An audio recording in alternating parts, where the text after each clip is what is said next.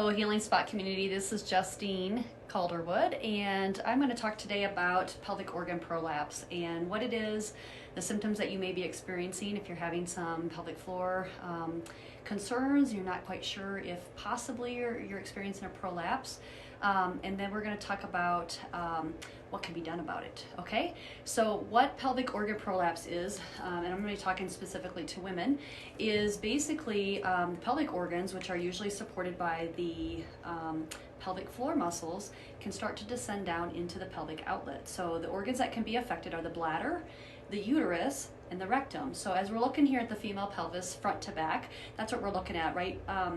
Behind the pubic bone here sits the bladder. You have the uterus, and then you have the rectum there. So some of the symptoms that you may be experiencing if you're experiencing a pelvic organ prolapse are feelings of pressure into the vaginal area.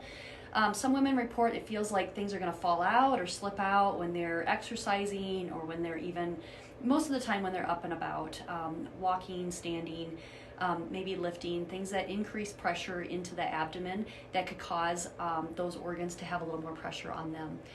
Backache, low in the back, that's another symptom. Also leaking, so leaking of either the bowel or the bladder, okay? And then some women report just changes in bowel function, so having constipation, having to like splint the rectum, putting some pressure from the outside in order to actually have a bowel movement.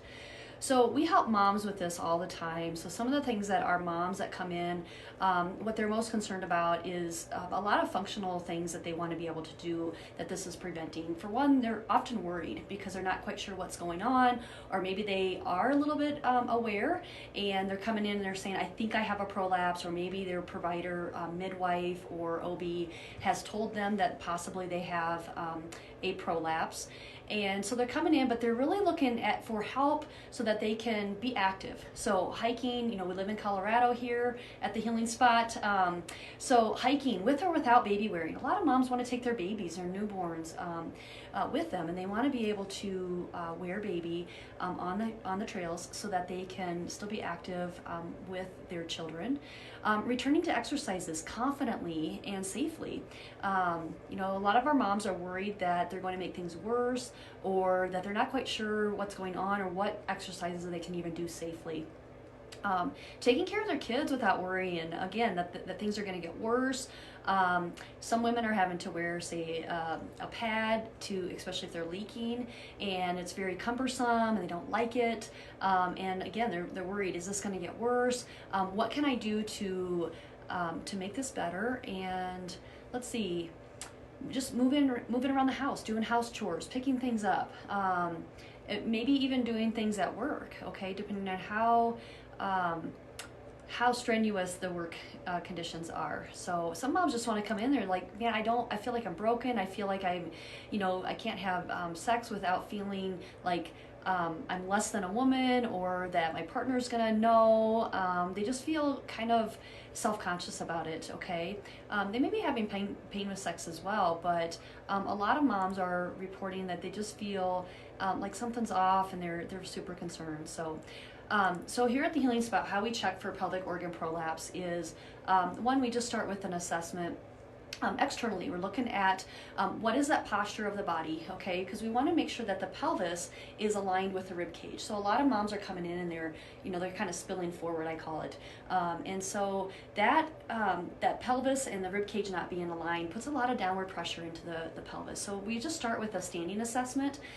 We may take some mobility assessments, like how well are you moving, what's your breath like, because we know breathing down into the diaphragm is much better than breathing down into putting a lot of pressure in belly breathing, where you're putting a lot of pressure downward.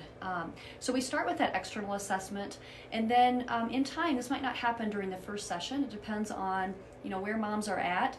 We like to build up a little bit of rapport with our patients, but in time what we like to do is actually a pelvic floor assessment. So we start with that lying down. We have our patients lie down on their back, and what we do is they actually look at, we can assess these pelvic floor muscles on the strength. So you've probably heard of Kegels, and that's one of the things that we check, but it's not it's not always, it's not the only thing that we check. So what we're looking for is actually where those organs are at, okay? So we use that by, or we do that by just inserting one gloved finger into the vaginal opening, and we can actually check to see where are those pelvic organs. Are they up where they should be, or have they descended down?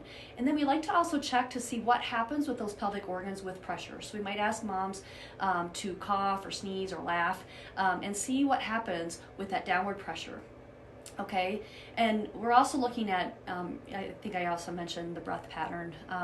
So we do that lying down, but most of the time moms are not having issues with pelvic organ prolapse when they're lying down because we've eliminated gravity somewhat, okay? So we also like to check that with moms standing up, okay? So we actually do an assessment. Instead of the pelvic floor being this way on the back, we actually have moms stand up. And we can check it that way. So that tells us a lot about gravity and also how the pelvis and the rib cage are stacked up in standing and what that pressure feels like. Again, we'll check it with an increase in pressure, so laughing, coughing, sneezing, that kind of stuff. And then I also like to check what happens to those organs when we do bring better alignment back. So I have my patient or my mom make sure that they're stacked up the way that they need to be, and then do a nice good diaphragmatic breath, and then what happens with that Kegel, okay? So we're checking to see what happens with those organs, and when they hold a Kegel, for instance, and they have the pressure, so coughing or sneezing, because that tells us a lot about the integrity of the pelvic floor with that alignment, okay? So those are two ways that we check for that.